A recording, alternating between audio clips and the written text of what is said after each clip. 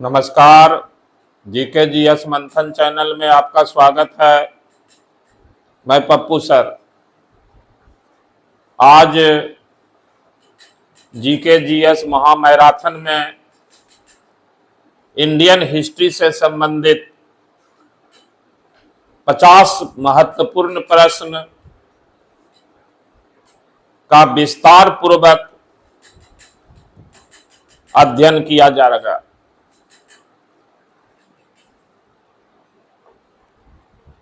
पहला प्रश्न है, अटक से कटक नामक विजय घोष किससे जुड़ा हुआ है? तो देखिए, ये प्रश्न है कि अटक से कटक नामक घोष किससे जुड़ा हुआ है?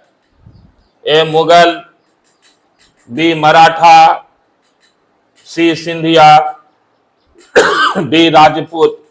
तो इसका सही उत्तर है बी मराठा।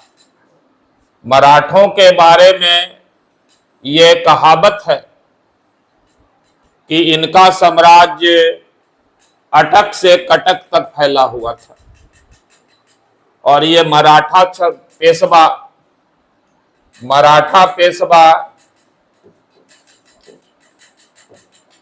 बालाजी बाजीराव के बारे में ये कहावत है।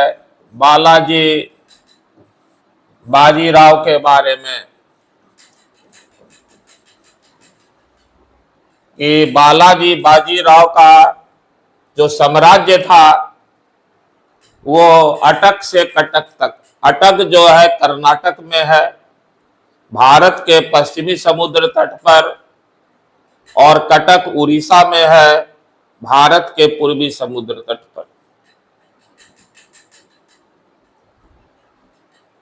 प्रश्न संख्या 2 है, निम्नलिखित में किसने 1792 में गीत गोविंद का अनुवाद किया? तो निम्नलिखित में से किसने 1792 ईस्वी में गीत गोविंद पुस्तक का अनुवाद किया? A Charles Wilkins, B Sir Robert Chambers, C Sir William Jones, D Wilson. इसका सही उत्तर है सी सर विलियम जोन्स।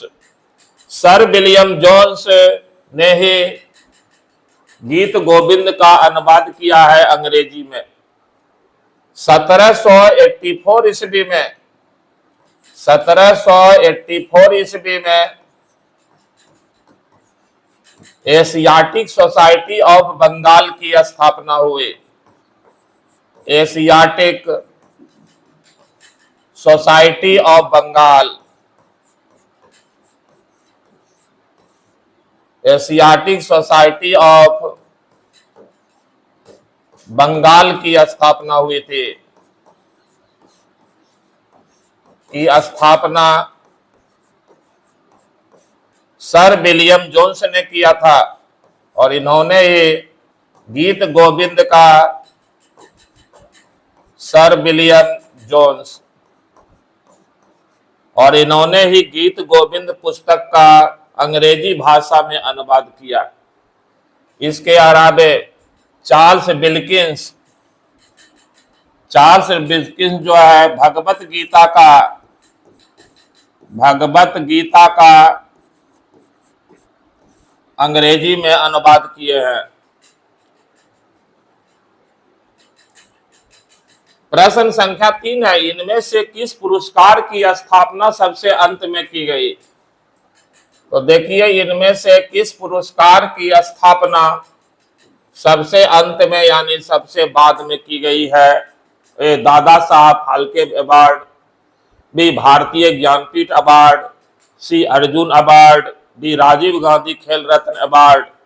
इसका सही उत्तर है डी राजीव गांधी खेल रत्न अवार्ड। इस चारों में सबसे अंत में स्थापित किया गया है और इस राजीव गांधी खेल रत्न नाम का अवार्ड का नाम बदल करके अब मेजर ध्यानचंद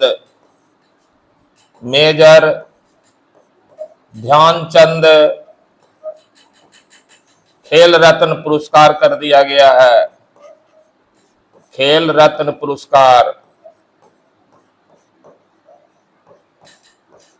तो मेजर ध्यानचंद खेल रत्न पुरस्कार अब इसका नाम है।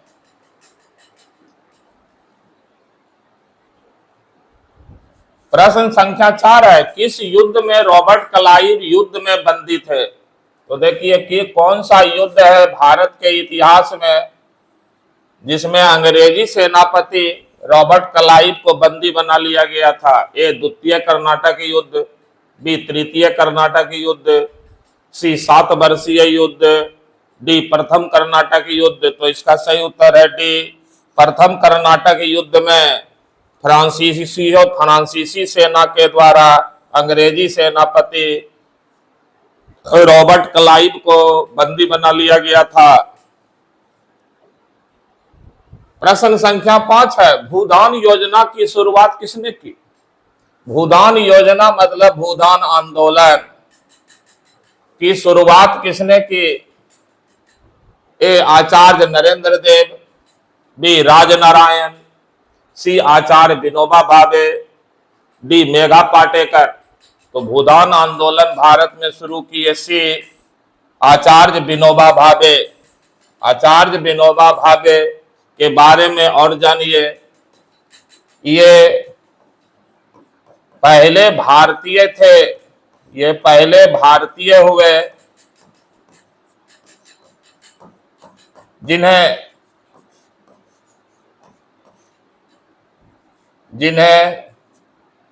रैमन मैग्सेसे पुरस्कार प्राप्त हुआ है। रैमन मैग्सेसे पुरस्कार प्राप्त हुआ। साथ में विनोबा भावे 1940 में प्रारंभ गांधी जी के व्यक्तिगत सत्याग्रह में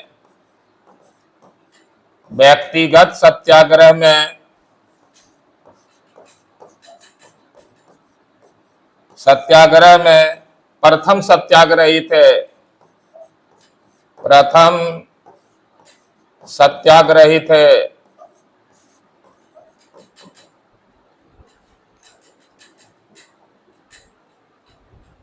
6 नंबर प्रश्न है, जर्मनी का एकीकरण कब हुआ? यूरोप का एक देश जर्मनी, इसका एकीकरण किस वर्ष पूरा हुआ? ए 1870, बी 1871, सी 1875, डी 1880। इसका सही उत्तर है बी 1871 ईस्वी में जर्मनी का एकीकरण पूर्ण हुआ। बिस्मार्क के नेतृत्व में जर्मनी के एकीकरण के नायक माने जाते हैं बिस्मार्क।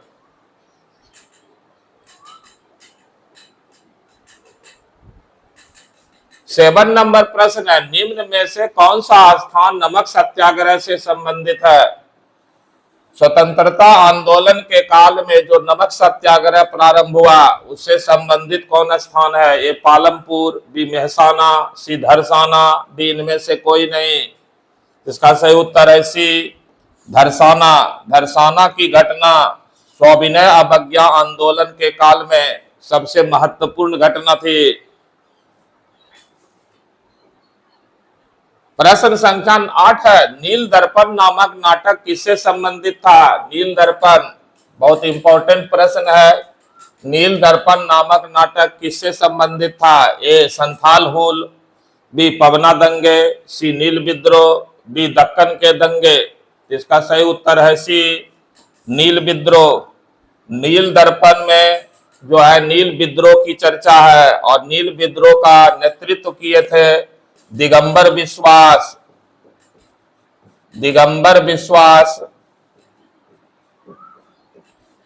और विष्णु विश्वास।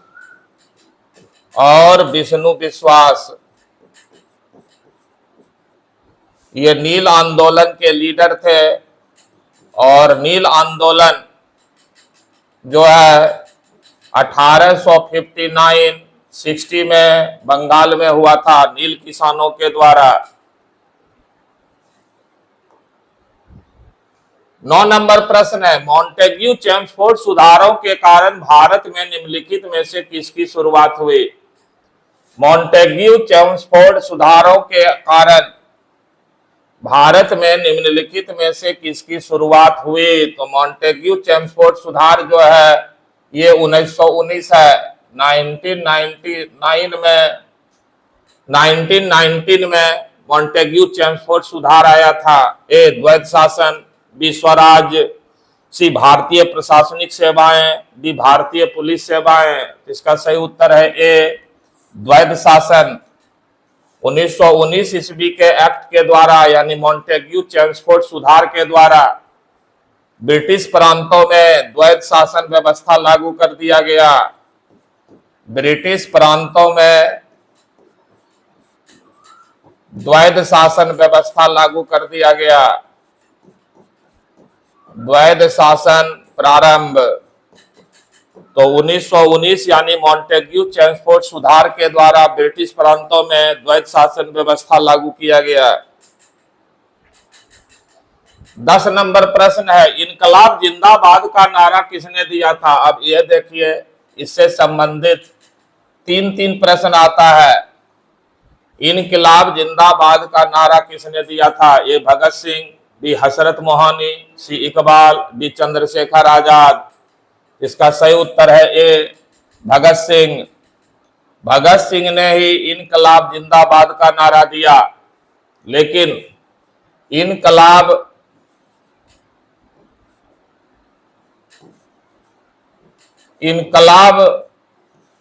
का नारा दिए थे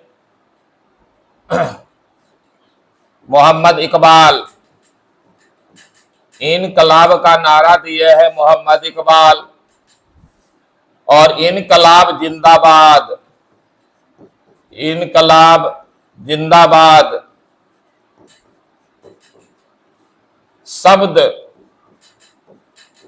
दिए हैं हजरत मोहानी। तो देखिए, इसका जो शब्द है इनकलाब जिंदाबाद, ये शब्द दिए हैं हजरत मोहानी। हजरत मोहानी, इनकलाब जिंदाबाद शब्द है हजरत मोहानी का, और इनकलाब दिए हैं मोहम्मद इकबाल, और इनकलाब जिंदाबाद का नारा दिए हैं सरदार भगत सिंह। प्रश्न 11 है, भारत के स्वतंत्रता संग्राम के दौरान किस आंदोलन की शुरुआत डांडी से हुई थी? तो भारत के स्वतंत्रता संग्राम के दौरान किस आंदोलन की शुरुआत डांडी से हुई थी? डांडी यात्रा से। ए, स्वदेशी आंदोलन, बी, असहयोग आंदोलन, सी, भारत छोड़ो आंदोलन, डी, सविनय अवज्ञा आंदोलन। इसका सही उत्तर है डी, सविनय अवज्ञा आंदोलन की शुरुआत जो है डांडी यात्रा से हुई थी 1930 ईस्वी।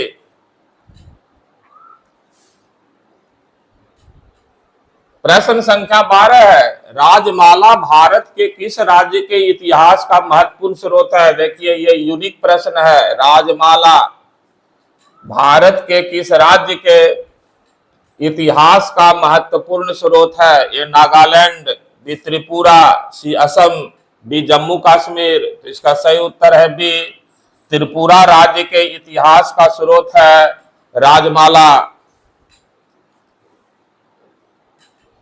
13 नंबर प्रश्न है, निम्नलिखित में से तत्वबोधिनी सभा की स्थापना किसने की थी? तत्वबोधिनी सभा की स्थापना किसने की थी? ए, राजा राम मोहन राय, बी, केशव चंद्र सेन, सी, द्वारिका नाथ टैगोर, डी, रविंद्रनाथ टैगोर। इसका सही उत्तर है डी, देवेंद्रनाथ टैगोर ने तत्वबोधिनी सभा की स्थापना की थी। प्रश्न संख्या 14 है, निम्नलिखित में से किसे दक्षिणेश्वर का संत कहा जाता है? तो देखिए, इनमें से किनको दक्षिणेश्वर का संत कहा जाता है? ए, स्वामी विवेकानंद, बी, रामकृष्ण परमहंस, सी, स्वामी दयानंद सरस्वती, डी, संत तुकाराम। इसका सही उत्तर है बी, रामकृष्ण परमहंस को दक्षिणेश्वर का संत कहा जाता है। जो रामकृष्ण परमहंस थे वो दक्षिणेश्वर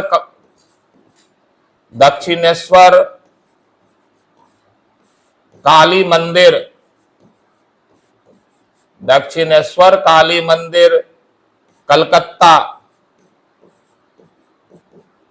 के मुख्य पुरोहित थे रामकृष्ण परमहंस, इसीलिए इनको दक्षिणेश्वर का संत कहा जाता है। मुख्य पुरोहित थे और साथ में रामकृष्ण परमहंस के शिष्य थे, इनके शिष्य थे विवेकानंद। तो दक्षिणेश्वर के संत के नाम से विख्यात है स्वामी विवेकानंद।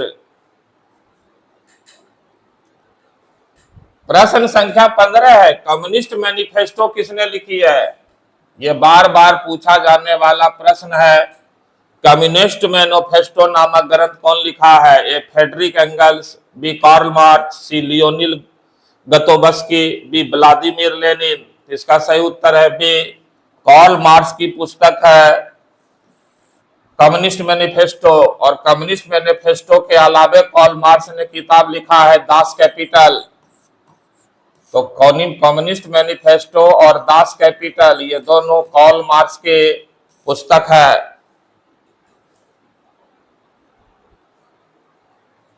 प्रश्न संख्या 16 है कि समाजवादी नेता ने जेल से भागकर भारत छोड़ो आंदोलन में हिस्सा लिया था।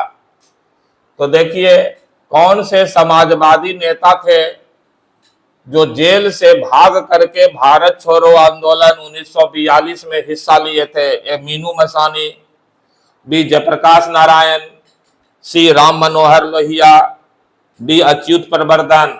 इसका सही उत्तर है बी जयप्रकाश नारायण। ये भारत छोड़ो आंदोलन के दौरान गिरफ्तार हो गए थे और जेल से भाग करके फिर ये आंदोलन में शामिल हुए थे। और जयप्रकाश नारायण हजारीबाग जेल से भागे थे, हजारीबाग जेल से।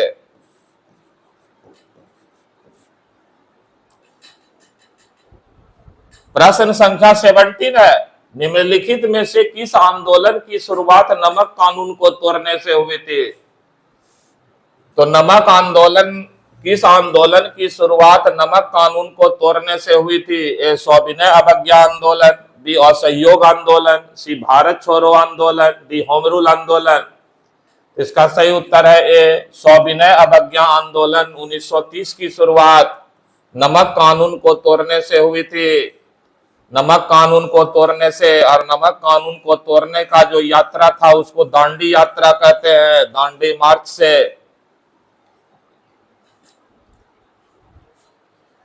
प्रश्न संख्या 18 है, निम्नलिखित में कौन सा 18वीं शताब्दी में भारत का सबसे महत्वपूर्ण उद्योग था? 18वीं शताब्दी में भारत का सबसे महत्वपूर्ण उद्योग इनमें से क्या था? ये सूती कपड़ा, बी धातु हस्तशिल्प, सी लकड़ी के उत्पाद, डी मछली पालन। इसका सही उत्तर है ए सूती कपड़ा। भारत में 18वीं शताब्दी में भारत सूती कपड़ा के मामले में दुनिया का अग्रणी देश था।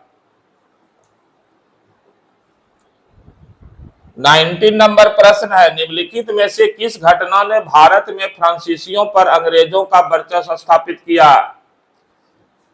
तो किस घटना ने भारत में फ्रांसीसियों पर अंग्रेजों का वर्चस्व स्थापित कर दिया? इसका मतलब है कि भारत में फ्रांसीसियों को अंग्रेजों ने परास्त करके अपना वर्चस्व स्थापित किया। ए बक्सर की लड़ाई, बी कर्नाटक युद्ध, सी बांडीबास की लड़ाई, डी चिंगलपेट की लड़ाई। इसका सही उत्तर है सी बांडीबास की लड़ाई। बांडीबास की लड़ाई हुई थी 1760 ईस्वी में।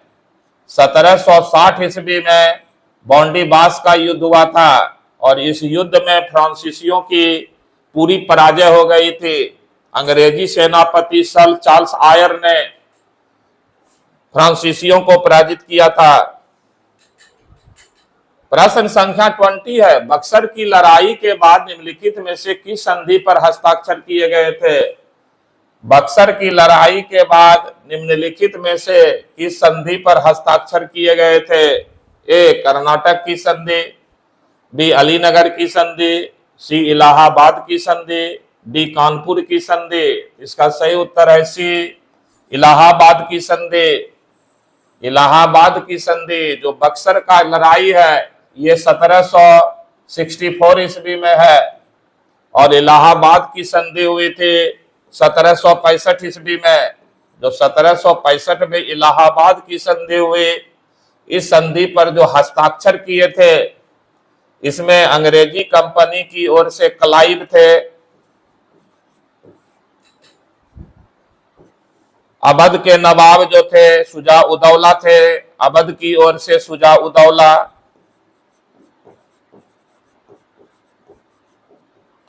और मुगल सम्राट शाह आलम द्वितीय थे, मुगल की ओर से शाह आलम द्वितीय। तो 1765 ईस्वी में इलाहाबाद की संधि हुई थी बक्सर की लड़ाई के बाद, और इसमें अंग्रेजी सरकार की ओर से, कंपनी की ओर से क्लाइव, अवध के नवाब शुजा उदौला और मुगल सम्राट शाह आलम द्वितीय हस्ताक्षर किए थे। 21 नंबर है, पूरा पाषाण काल में आदि मानव के मनोरंजन का साधन क्या था? पूरा पाषाण काल मानव जीवन का सबसे प्राचीन काल, उसमें आदि मानव के मनोरंजन का साधन क्या था? ए जुआ, बी संगीत, सी शिकार, डी घुड़सवारी। इसका सही उत्तर है सी शिकार करना। जंगली जानवरों का शिकार करना ही आदि मानव का जो है पूरा पाषाण काल में मनोरंजन का मुख्य साधन था। प्रश्न संख्या 22 है, नव पाषाण काल के लोगों द्वारा पाला गया प्रथम पशु था। तो देखिए जो नव पाषाण काल है उनके द्वारा, उनके लोगों के द्वारा पाला गया प्रथम पशु है ए घोड़ा, बी कुत्ता, सी भेड़, डी बकरी। तो मानव के द्वारा ही पाला गया प्रथम पशु कुत्ता है, और पशुपालन जो है नव पाषाण काल में ही प्रारंभ हुआ। तो नव पाषाण काल में ही पशुपालन की शुरुआत हुई है। पशुपालन की शुरुआत नव पाषाण काल में, और पशुपालन का जो पहला उदाहरण मिला है दुनिया में वो भारत से मिला हुआ है। राजस्थान के बागडोगरा से पशुपालन का दुनिया में सबसे प्राचीन नमूना राजस्थान के बागडोगरा से प्राप्त हुआ है। 23 नंबर प्रश्न है, सबसे पहले कौन सा हड़प्पा कालीन स्थल खोजा गया था? तो देखिए सबसे पहले कौन सा हड़प्पा कालीन स्थल खोजा गया था? हड़प्पा कालीन स्थल का मतलब है सिंधु स्थल, सिंधु घाटी सभ्यता का स्थल, सिंधु घाटी सभ्यता। ए सुतका गेंडोर, बी हड़प्पा, सी लोथल, डी मोहनजोदड़ो। इसका सही उत्तर है डी हड़प्पा। सिंधु सभ्यता का पहला स्थल है हड़प्पा जिसकी खुदाई हुई थी, और यह खुदाई हुई थी 1921 में, 1921 ईस्वी में इसकी खुदाई हुई, और खुदाई का नेतृत्व किए थे राय बहादुर दयाराम शाह ने। दयाराम शाह ने हड़प्पा स्थल की खुदाई करने वाले नेतृत्व करता थे राय बहादुर दयाराम शाह ने, और ये हड़प्पा सिंधु सभ्यता का सबसे पहला खुदाई वाला स्थल है। 24 नंबर प्रश्न है, सिंधु घाटी सभ्यता अनार्य सभ्यता थी क्योंकि? अब देखिए सिंधु घाटी की सभ्यता अनार्य सभ्यता थी क्यों? ए यह एक शहरी सभ्यता थी, बी इसका विस्तार नर्मदा घाटी तक था, सी इसकी अर्थव्यवस्था का आधार कृषि था, डी इसकी लिपि चित्रात्मक थी। इसका सही उत्तर है ए यह एक शहरी सभ्यता थी। सिंधु घाटी सभ्यता को नगरीय या शहरी सभ्यता कहा जाता है, और इस सभ्यता के निर्माता अनार्य माने जाते हैं। तो अनार्य ही इस सभ्यता के निर्माता थे, और वैदिक सभ्यता के निर्माता थे आर्य। तो वैदिक सभ्यता के निर्माता थे आर्य, इसलिए वैदिक सभ्यता को आर्य सभ्यता कहते हैं।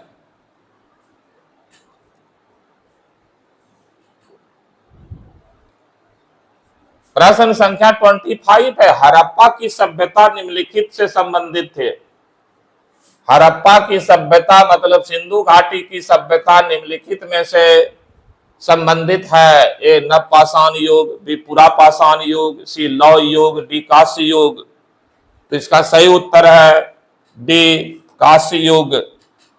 हड़प्पा या सिंधु सभ्यता कांस्य पाषाण युग की सभ्यता थी। इसमें कांसा के साथ, इस सभ्यता में कांसा के साथ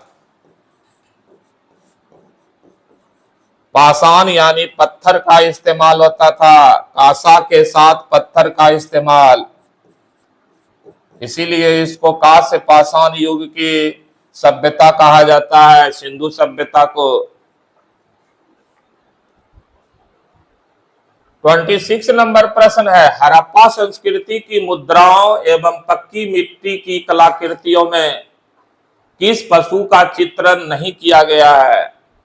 तो देखिए, हड़प्पा संस्कृति का जो मुद्रा है एवं पक्की मिट्टी की कलाकृतियों में किस पशु का चित्रण नहीं किया गया है? किस पशु का चित्र नहीं मिला हुआ है? ए बाघ, बी गाय, सी गैंडा, डी हाथी। इसका सही उत्तर है बी गाय। सिंधु सभ्यता के किसी भी मुहर से, किसी भी अन्य जगह से गाय का किसी भी चित्र का नमूना नहीं मिला हुआ है और ना ही गाय का अवशेष प्राप्त हुआ है। 27 नंबर प्रश्न है, सिंधु घाटी सभ्यता के लोगों की मुद्रा में किस देवता की आकृति चित्रित है? तो सिंधु सभ्यता के लोगों की मुद्रा में किस देवता की आकृति को चित्रित किया गया है? ए विष्णु, बी इंद्र, सी वरुण, डी पशुपति। इसका सही उत्तर है डी पशुपति। मोहनजोदड़ो से एक मुहर मिला हुआ है। मोहनजोदड़ो से एक मोहर मिला हुआ है और इसी मोहर पर पशुपति शिव की मुद्रा जो है वो अंकित की गई है। 28 नंबर प्रश्न है, सिंधु घाटी सभ्यता के लोग पूजा करते थे। सिंधु सभ्यता के लोग पूजा करते थे किनकी? ए ब्रह्मा की, बी इंद्र और वरुण की, सी पशुपति की, डी विष्णु की। इसका सही उत्तर है सी पशुपति की। हालांकि सिंधु सभ्यता में मूर्तियों का पूजा होता था या नहीं ये अभी तक सही नहीं कहा जा सकता, लेकिन पशुपति शिव की मूर्ति का मिलना इस बात का प्रमाण है कि ये लोग शायद पशुपति शिव की पूजा करते थे। 29 नंबर है, निम्नलिखित में से किस विद्वान ने सर्वप्रथम हड़प्पा सभ्यता के अवशेषों को खोजा था? किस विद्वान ने सर्वप्रथम हड़प्पा सभ्यता के अवशेषों को खोजा था? A R D. Banerji, B A कर्निघन, C Sir John Marshall, D Dayaram Sahni. तो हड़प्पा सभ्यता के अवशेषों को सबसे पहले खोजा डी दयाराम साहनी ने। 1921 ईस्वी में दयाराम साहनी के नेतृत्व में हड़प्पा स्थल की खुदाई हुई थी, जिससे हड़प्पा सभ्यता का पता चला। 30 नंबर प्रश्न है, भारतीय सभ्यता से जुड़ा कौन सा नाम है? तो भारतीय सभ्यता से जुड़ा हुआ इनमें से कौन सा नाम है? A D Kosambi, B sir Mortimer Wheeler, C sir Vincent Smith, D sir Alexander कर्निघन। इसमें सही उत्तर है डी सर अलेक्जेंडर कर्निघन। सर अलेक्जेंडर कर्निघन, इनको भारतीय पुरातत्व का जनक कहा जाता है। भारतीय पुरातत्व का जनक कहा जाता है अलेक्जेंडर कर्निघन को।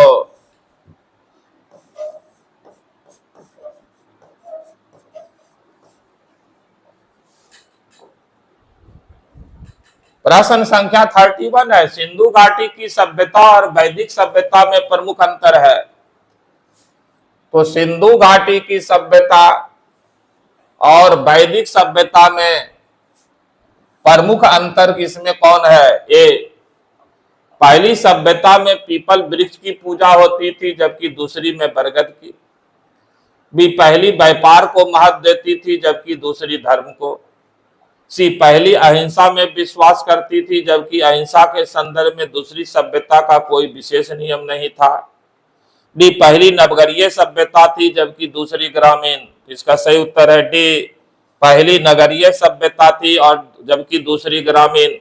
पहली नगरीय मतलब जो है सिंधु सभ्यता नगरीय सभ्यता थी, और वैदिक सभ्यता जो है वो ग्रामीण सभ्यता थी।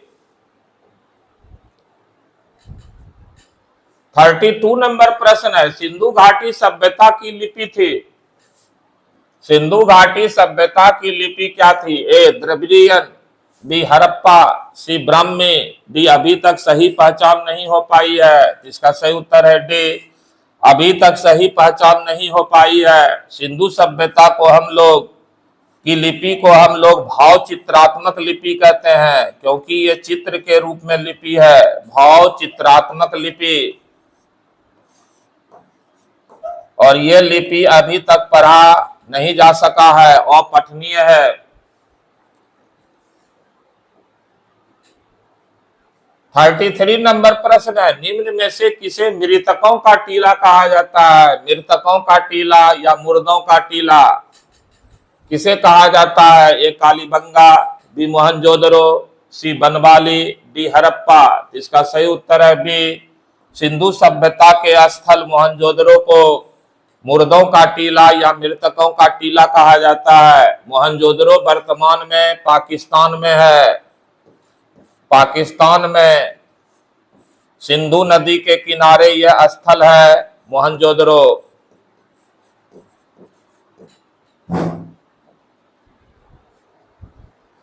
34 नंबर प्रश्न है, मोहनजोदड़ो कहाँ स्थित है? देखिए वही प्रश्न आ गया, मोहनजोदड़ो कहाँ स्थित है? ए, सिंध में, बी, गुजरात में, सी, उत्तर प्रदेश में, डी, पंजाब में। इसका सही उत्तर है ए, सिंध में। पाकिस्तान के सिंध प्रांत में सिंधु नदी के किनारे यह स्थल है मोहनजोदड़ो। 35 नंबर प्रश्न है, हड़प्पा कालीन सभ्यता का विशाल कोठार कहाँ मिला है?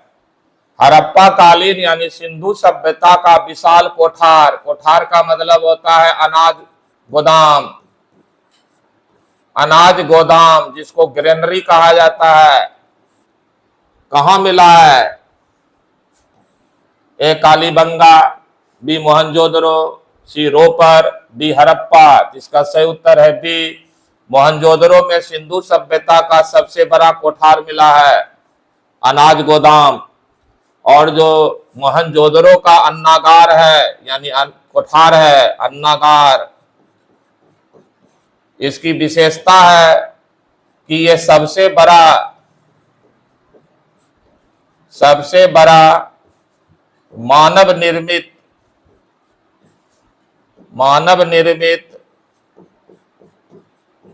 सिंधु स्थल है। सबसे बड़ा मानव निर्मित सिंधु स्थल है मोहनजोदड़ो का अनाज कोठार यानी अन्नागार। 36 नंबर प्रश्न है, ब्राह्मणवाद जिसे कि आज एक श्रेष्ठ वर्ग के रूप में समझा जाता है की जड़ें थी। ब्राह्मणवाद जिसे कि आज एक श्रेष्ठ वर्ग के रूप में समझा जाता है कि जड़ें थी। ए, ईसा युग की आरंभिक शताब्दियों में, बी, उत्तर वैदिक काल में, सी, गुप्त काल में, डी, ऋग्वैदिक काल में। तो ब्राह्मणवाद का जड़ समझा जाता है बी, उत्तर वैदिक काल में। उत्तर वैदिक काल में ही ब्राह्मणवाद का शुरुआत माना जाता है। 37 नंबर प्रश्न है, प्राचीन हिंदू विधि का लेखक किसको कहा जाता है? प्राचीन हिंदू विधि का लेखक इनमें से किनको कहा जाता है? ए, पाणिनि, बी, वाल्मीकि, सी, मनु, डी, वशिष्ठ। इसका सही उत्तर है सी, मनु। मनु ही प्राचीन हिंदू कानून के निर्माता माने जाते हैं। मनु जो है ये शुंग वंश के राजा, शुंग शासक पुष्यमित्र शुंग के दरबार में रहते थे। मनु पुष्यमित्र शुंग के दरबार में रहते थे। मनु दरबार में रहते थे और इनकी पुस्तक है मनु की मनु स्मृति। मनु जो है जो पुस्तक लिखे है वो है मनु स्मृति, जो हिंदू सामाजिक कानून की पुस्तक है, हिंदू कानून के। 38 नंबर प्रश्न है, हिंदू बुद्धि पर एक पुस्तक मिताक्षरा किसने लिखा है? तो देखिए हिंदू कानून की एक पुस्तक है मिताक्षरा, वो किसने लिखी है? ए नयचंद्र ने, बी विज्ञानेश्वर ने, सी कंबन ने, डी अमोघ वर्ष ने। इसका सही है बी, विज्ञानेश्वर की पुस्तक है मिताक्षरा।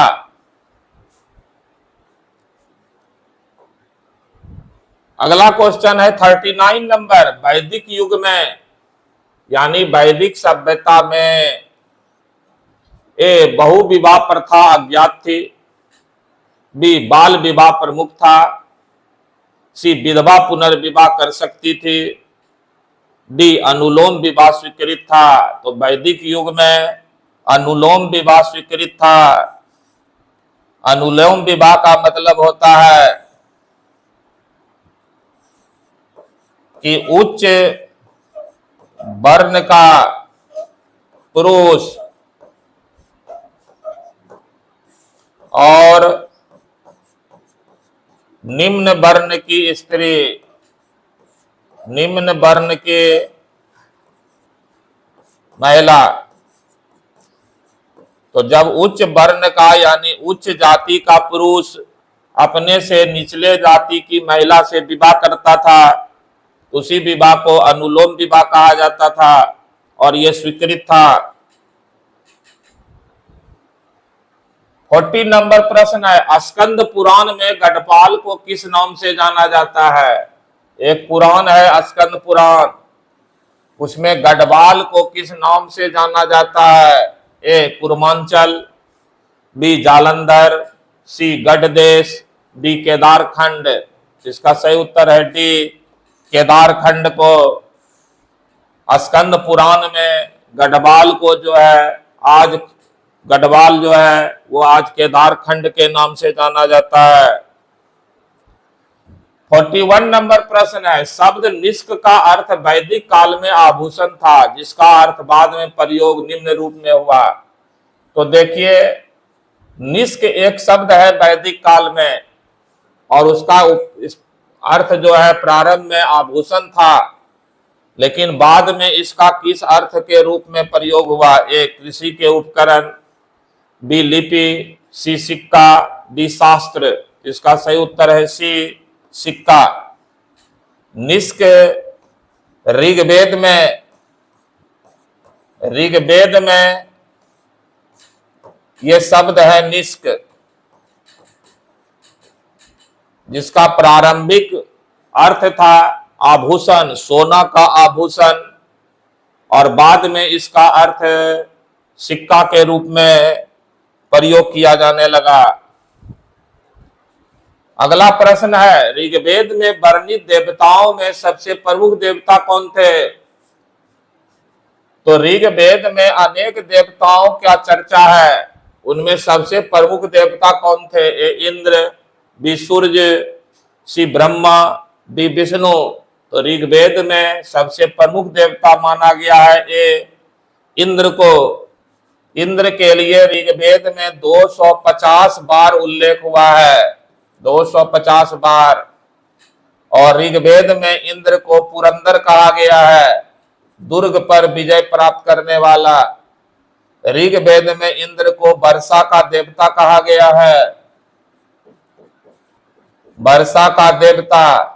और ऋग्वेद में इंद्र को देवताओं का राजा कहा गया है, देवताओं का राजा। ये 3 उपनाम ऋग्वेद में इंद्र का है, जिनका 250 बार उल्लेख हुआ है। 43 नंबर प्रश्न है, वैदिक देवता इंद्र ईश्वर थे। तो देखिए, वैदिक देवता जो थे इंद्र, वो किस चीज के ईश्वर थे? ए शाश्वत के, बी वर्षा एवं वज्र के, सी अग्नि के, डी पवन के। इसका सही उत्तर है बी वर्षा एवं वज्र के। इंद्र को वर्षा का देवता एवं वज्र का देवता माना गया है। साथ में इंद्र को पुरंदर भी कहा गया, देवताओं का राजा भी कहा गया। 44 नंबर प्रश्न है, ऋग्वेद का प्रमुख देवत्व कौन है? देखिए, ऋग्वेद का प्रमुख देवत्व, डिविनिटी कौन है? ए शक्ति, बी वरुण, सी मारुत, बी अग्नि। इसका सही उत्तर है डी अग्नि। अग्नि को ऋग्वेद का प्रमुख देवत्व माना गया है और अग्नि का 200 बार उल्लेख हुआ है ऋग्वेद में। 200 बार। और अग्नि के लिए ऋग्वेद में कुछ शब्द है, जो शब्द है इनको देवताओं का मुख कहा गया है। देवताओं का मुख, इनको अतिथि देवता कहा गया है। अतिथि देवता।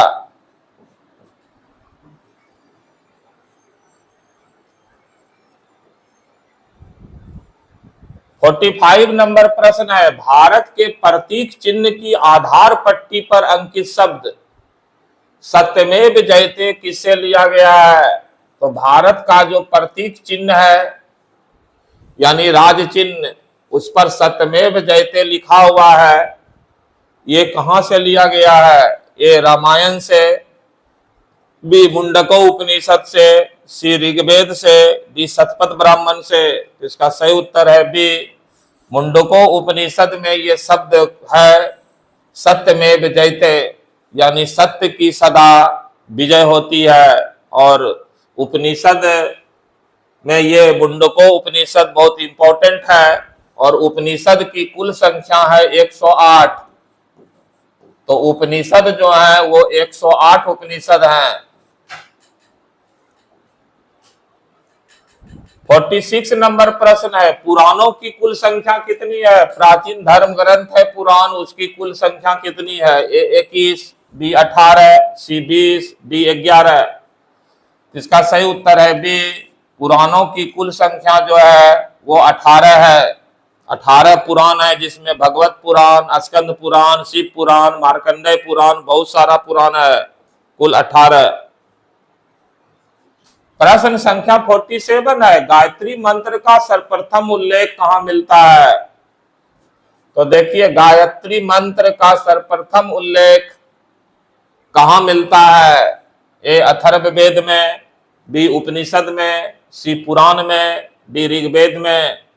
इसका सही उत्तर है डी ऋग्वेद में गायत्री मंत्र की चर्चा की गई है। ऋग्वेद के तीसरे मंडल में, ऋग्वेद के तीसरे मंडल में गायत्री मंत्र की चर्चा है।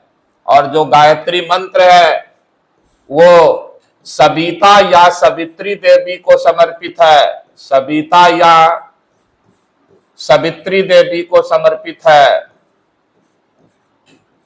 गायत्री मंत्र सविता या सवित्री देवी को समर्पित है। तीसरे मंडल में इसकी चर्चा की गई है।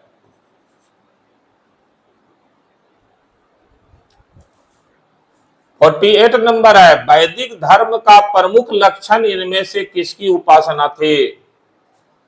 तो वैदिक धर्म का जो मुख्य लक्षण था, इनमें से किसकी उपासना यानी किनकी पूजा थी? ए देवी माता की, बी पशुपति की, सी त्रिमूर्ति की, डी प्रकृति की। इसका सही उत्तर है डी प्रकृति की। वैदिक सभ्यता के लोग प्राकृतिक शक्तियों की पूजा करते थे, प्राकृतिक शक्तियों की उपासना करते थे। 49 नंबर प्रश्न है, ऋग्वैदिक काल से पूर्व आर्यों का मुख्य व्यवसाय क्या था? तो ऋग्वैदिक काल से पहले आर्यों का मुख्य व्यवसाय, आर्य का मुख्य व्यवसाय क्या था? ये खेती, बी पशुपालन, सी व्यापार, डी शिल्पकारी। तो बी इसका सही उत्तर है पशुपालन। आर्य को जो है वो पशुपालक माना गया है। आर्य जो है वो पशुपालक थे, इसलिए ऋग्वैदिक सभ्यता की अर्थव्यवस्था भी पशुपालन पर टिकी हुई थी। और 50 नंबर प्रश्न है आज का अंतिम प्रश्न, 4 आश्रम निम्नलिखित में से संबंधित है। तो देखिए 4 आश्रम किससे संबंधित है? ए जीवन के चरणों से, बी आर्य समाज के धार्मिक और पूजनीय स्थल से, सी राजाओं और महात्माओं के निवास स्थान से, डी जाति से। इसका सही उत्तर है ए जीवन के चरणों से। जो 4 आश्रम व्यवस्था थे वो जीवन के 4 चरण थे। और 4 आश्रम व्यवस्था में चारों आश्रम देखिए था, ब्रह्मचर्य आश्रम, ब्रह्मचर्य, दूसरा गृहस्थ, तीसरा वानप्रस्थ और चौथा सन्यास। ये 4 आश्रम व्यवस्था मानव जीवन को अनुशासित बनाए रखने के लिए उत्तर वैदिक काल में शुरुआत की गई थी। तो 4 आश्रम व्यवस्था उत्तर वैदिक काल में प्रारंभ हुआ। आज इस क्लास में इतना ही। जय हिंद, जय भारत, नमस्कार।